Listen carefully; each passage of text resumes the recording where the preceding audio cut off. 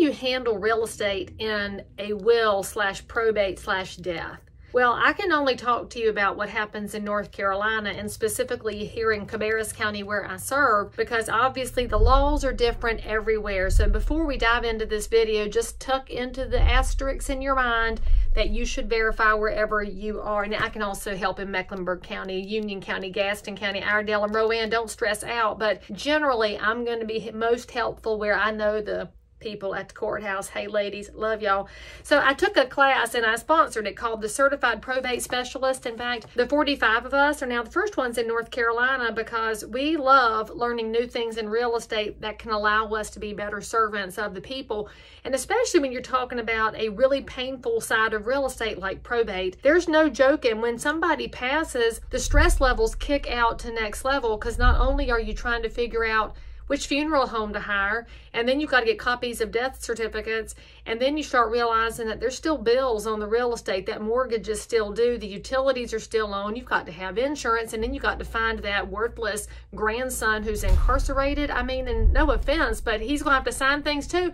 And so the stress level gets really high, which is one of those times that a real estate professional can be one of the best resources to help figure out all the steps in the process. So let me share with y'all a couple of the top things I learned. And now that I am a certified probate specialist, I feel obligated to tell the public these things.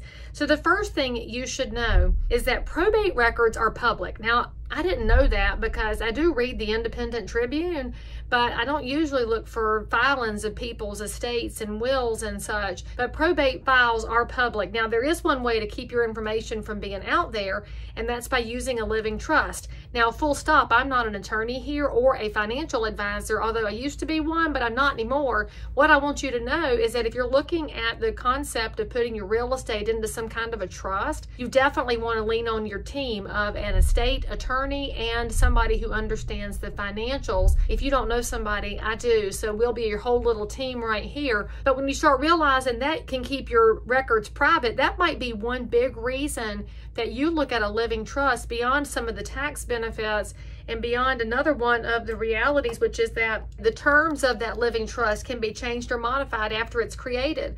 So let's just say there's a family kerfluffle and you found out that that former aunt who's no longer married to your uncle doesn't need to be involved anymore, because we're Southern. We know how these things work. You can change a living trust. Now, there's another kind of trust called an irrevocable trust where you can make changes, but it's a whole lot harder because everybody who might have an interest in it's going to have to sign. And so if you do have that one incarcerated grandson and he's listed as an heir, he's going to have to sign. And you think I'm joking about this, y'all, but I represented the buyer of a property, and the seller had a grandson in jail, and the other agent had to go to the jailhouse and get everything signed. And I was worried that the 18-year-old didn't know what he was signing, but the other agent promised she explained things very well. But when you start understanding all of these pieces, you also then get a really good handle on how long probate can take. And so if you are the person who thinks you've just inherited Mama's house, the process can take 9 to 18 months. And the length of time that it takes depends on what county you're in. It depends on what kind of a will was done and was it updated. It depends on the items that are being inherited and that are part of that estate. There are so many different things going on, and each one of them can add to the time frame. But if you heard on the TikTok somewhere that it's going to take years, it actually is more likely to take 9 to 18 months, and there's ways to make it a more seamless process, which frankly, the biggest advice I think I can give to anybody after taking this 8-hour class full of legal terms and hiccups is that you want to get all this stuff talked about and figured out amongst your family members long before your glory day comes to go home.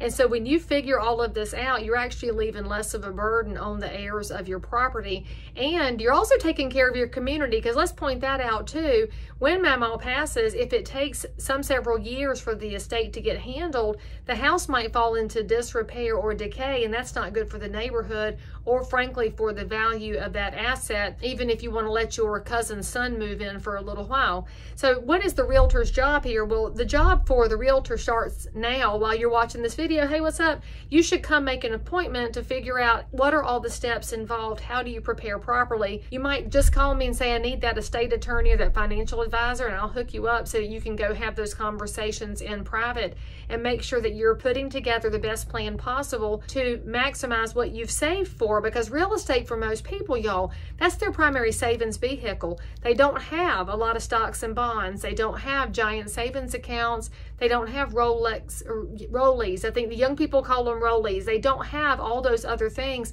For most folks, what they have is their house.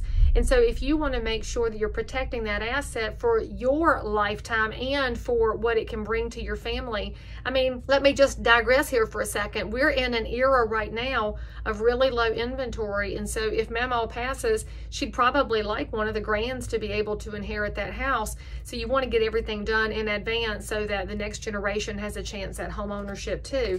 Now, I'm going to tell you, I learned stuff all day long, but I got to tell you the most important thing I learned, and it probably should not have been a shock to me, but I just did not know. And I'm the first one to be glad to learn things I did not know. So lean in and learn something with me, because I was 0 days old when I learned that you should not put your burial instructions in your will. Because in my head, all of those things kind of belong in the same documentation. Although for me, I've been plotting out my homegoing service for years because I'm a planner and tucked into my family Bible. And my kids are horrified by this information, but I think they'll be grateful one day. I've got all the hymns laid out. I know who I want to preach me home. I know who the pallbearers are going to be, and I know which funeral home to call. So don't be thinking you can call and solicit my business. I have already selected. So all of that's in there. My burial instructions are in there for where I should be placed so that I can become part of the cycle of life. And then maybe you're going to be cremated. Put all of that stuff together somewhere besides your will, because your will is not going to be opened and read until after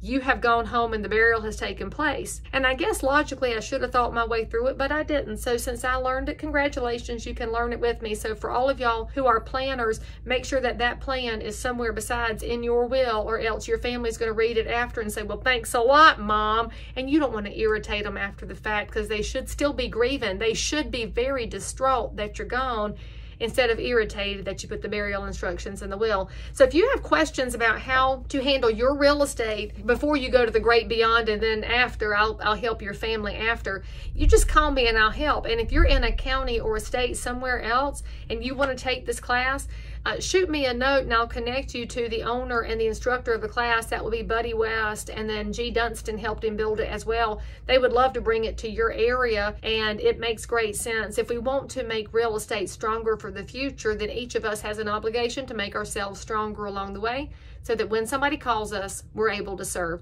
So if you're in Cabarrus County, Rowan, Union, Gaston, Mecklenburg, or Iredell, you can call me. And if you're somewhere else, you can still call me and say, hey, I'd be so glad to hear your voice and hug your neck.